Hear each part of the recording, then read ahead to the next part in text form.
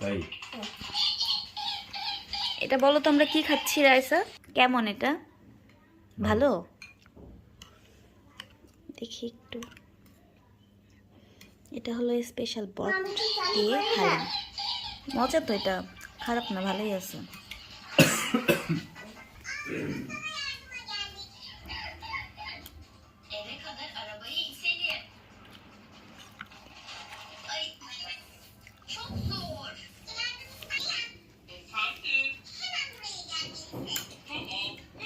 খাও রাইসা মনি, আল্লাহ হাফেজ বলে দাও। এদিকে আসো রাইসা, টাটা।